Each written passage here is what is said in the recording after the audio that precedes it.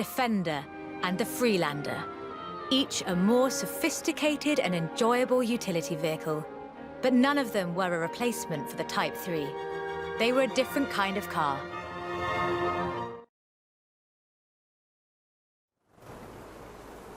The Type 3 was arguably the first sports utility vehicle, an evolution of the design that would lead ultimately to this. The Bowler Nemesis, an off-road racing vehicle that turned into a production SUV, the Nemesis EXR. It sports a turbocharged 5-litre Land Rover Jaguar engine, crammed into a carbon fibre chassis with integral roll cage. It even has the grille, headlights and rear lights from a Range Rover.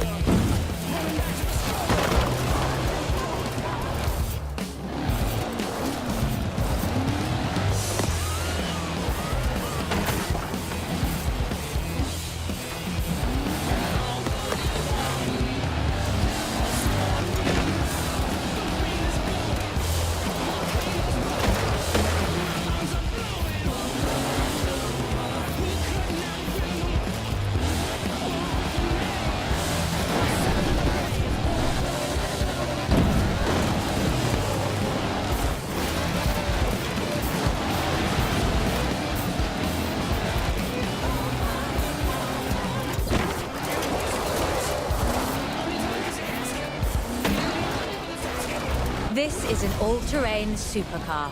That's the only fair description for this. But that's what you get when you build an SUV with Land Rover DNA.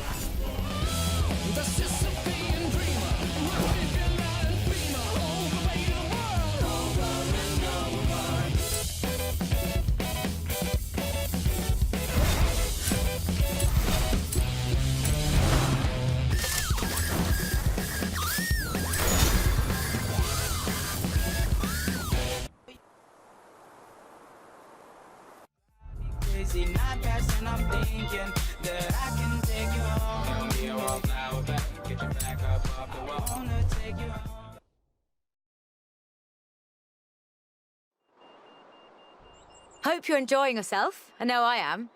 It's great to be able to just focus on telling the story while someone else handles the driving for once. Let's get to the next one. This time, it's Lotus.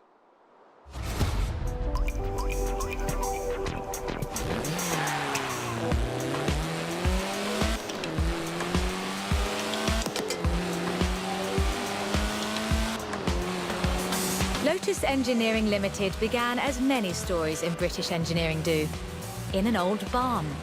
The first Lotus cars were offered as kits. You built them yourself. From 1962, they began to actually build the cars themselves. The Elan Sprint showed exactly what they intended to do.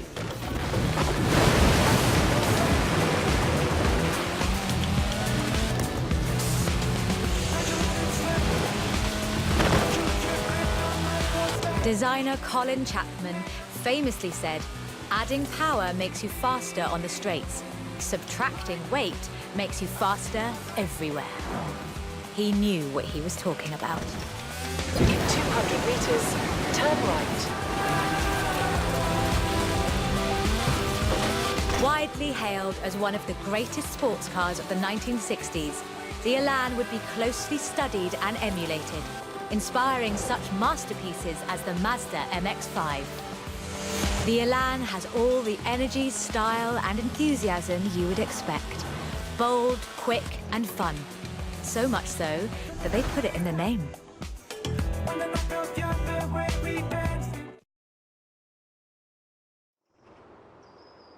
The Elan Sprint was a financial as well as an engineering success for Lotus, validating their approach to design and resulting in a whole family of light, agile roadsters.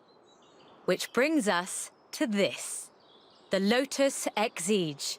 It's heavier than the Elan, admittedly, but it's faster. Much, much faster.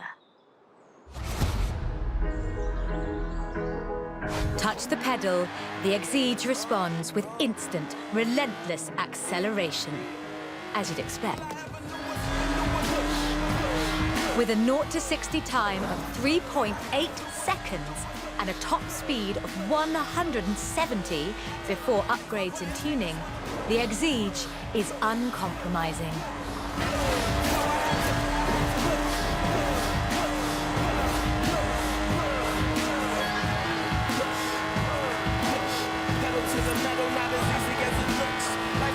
And there's no power steering, so you can really feel the road. A genuinely thrilling drive, and one that isn't afraid to demand you take it seriously. In 200 meters, turn left. Turn left.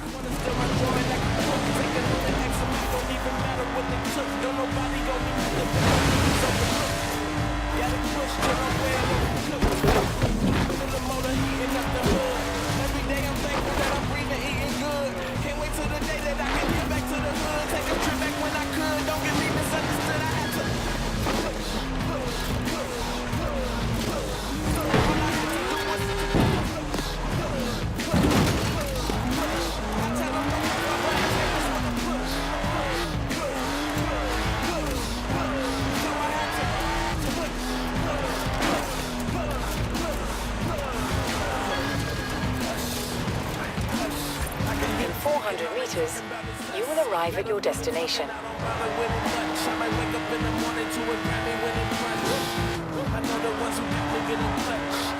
And with rumoured launches of 2 new cars in 2020, Lotus looks set to push the benchmark of the experienced sports car well into the next century.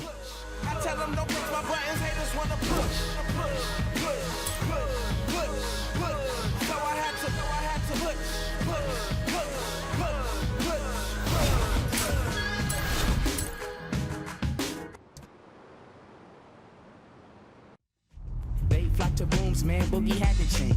Who freaks the with matter mouth percussion? Where kinky hair goes the unthought of them.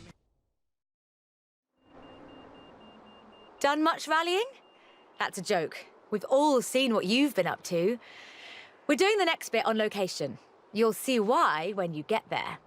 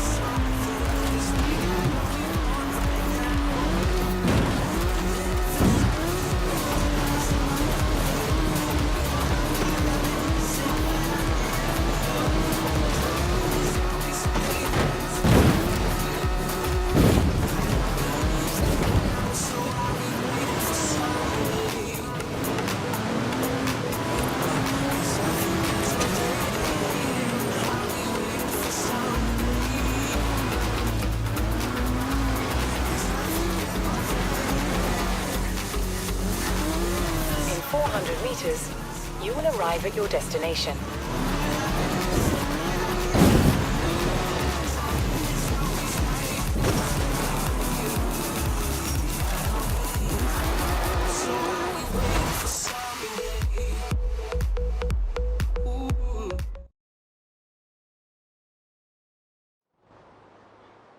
Ford, that most American of cars. But the Ford Escort, oh, that's British. And more than that, the Escort would become for many synonymous with Group B. In the 70s, Ford had embraced that destiny so firmly that they'd begun their own championships to find new drivers. Drivers for cars like the RS 1800. This was a car designed explicitly for rallying, with a powerful fuel-injected 1790cc Cosworth BDE engine.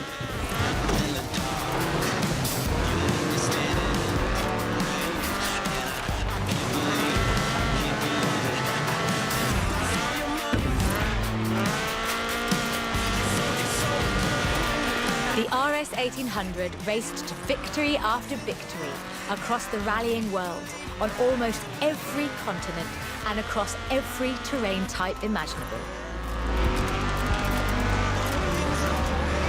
This car was basically unbeatable.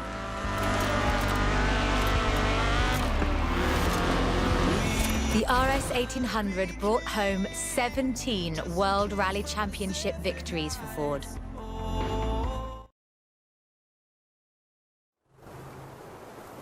So, of course, Ford set out to design a better one. The RS 200 Evolution was their answer. A purpose-built rally car designed to do one thing: win Group B. With a 1.8 turbocharged Ford Cosworth BDT engine and all-wheel drive, the RS 200 had perhaps the best suspension platform of any car of its era. The chassis was fiberglass from Reliant, and the massive Ford parts bin was raided to give the car that iconic look.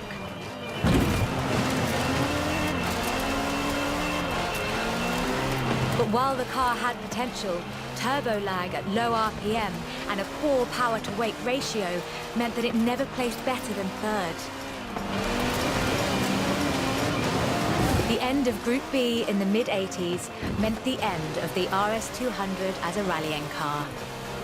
Fortunately, Ford built over 200 as part of the homologation requirements for Group B, so you can still find them, if you're lucky.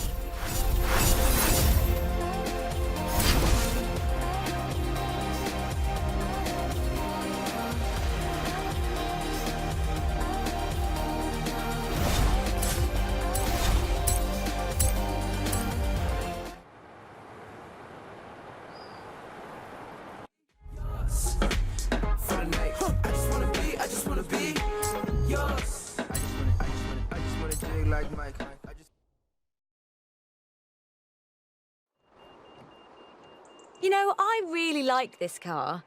Not that I'd want to drive it for too long. Squeeze yourself in there and let's see just how fast you can make it go. Which won't be too fast. But hey, I could be surprised. The Peel P50 has the dubious honor of being the smallest production car in the world. A one-door microcar coupe, featuring a 42cc air-cooled engine capable of a heinous 38 miles an hour. And a handle so you can pick it up and carry it with you when you get to work. And keep in mind that this is the production version. The prototype had the single wheel at the front. Why would you think that was a good idea?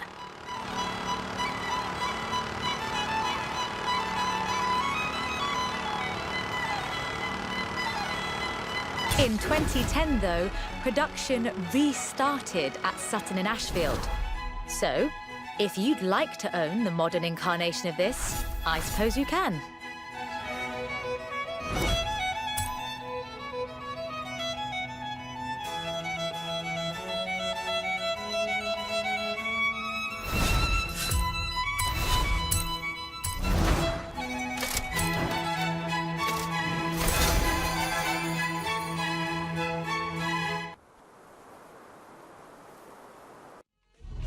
many rhymes have I ripped and wrecked, but researchers never found all the pieces yet. Scientists try to solve the context.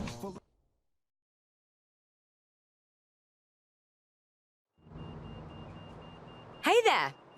How about a car with some actual legroom and some actual speed? This section's about what happened when McLaren decided to make a road car.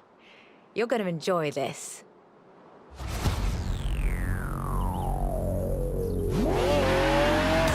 The track and the road have very different requirements. For McLaren, that was a challenge they were more than willing to embrace. In 1988, they set out to create the finest sports car the world has ever seen. By 1993, they had achieved their goal, and the honestly fantastic F1 was the result. 106 would be built across all variants, and it remains one of the very best road cars ever made. The F1 has no turbocharger. That would have compromised the driving experience, increased complexity, and resulted in turbo lag. The F1 is a naturally aspirated supercar, one of the fastest in the world, in fact. Everything about this car is innovative, from the carbon fiber monocoque to the central driver position. McLaren threw the book away when they designed the F1. Then they wrote a better one. The F1's monocoque chassis is incredibly lightweight, only 100 kilos all told, which posed a significant challenge because carbon fiber and fiberglass aren't great insulators.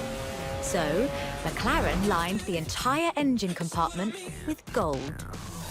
McLaren's racing heritage is so deeply ingrained in this machine that when they took it to Le Mans in 1995 and faced off against purpose-built racing machines, they won.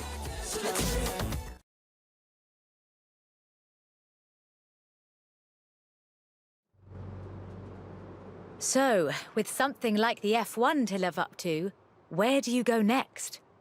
Well, you throw the book away again and write an even better one.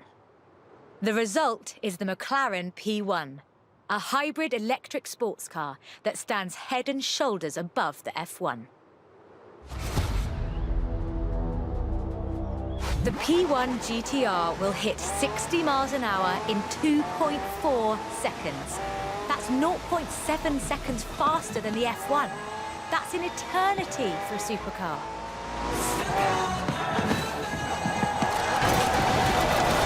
The car's blistering performance is delivered by a twin-turbo V8, supplemented by a McLaren ECU electric motor and instant power assist system. And they do mean instant.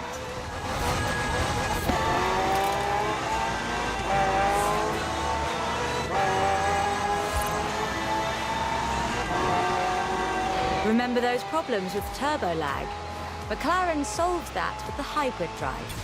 While the turbos build pressure, the electric motor drives the wheels.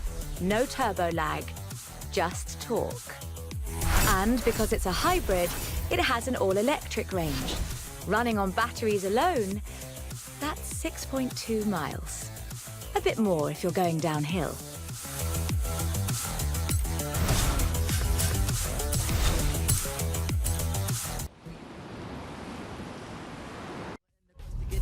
On the caper, but now let me take it to the Queen side. I'm taking it to Brooklyn side. All the residential.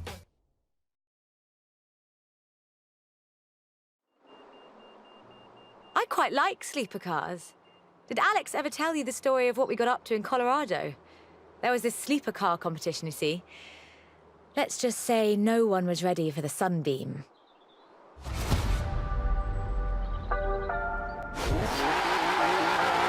Lotus never quite let go of the upgrade game. So in addition to building their own supercars, they upgraded cars from other marques too. The Lotus Carlton was one such aftermarket upgrade. Lotus took a respectable four-door Vauxhall saloon and turned it into a supercar. From the outside, there are a few signs that this is something special. Wider wheel arches, that sort of thing. But under the bonnet, that's where the magic starts.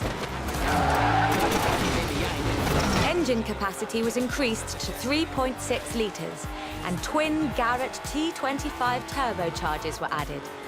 The engine block was reinforced, and new crankshafts were forged by Opel and machined in Germany. At the roundabout, take the third exit. The tyres were widened, and the tyre compound from the Lotus Esprit was used. To handle camber change issues,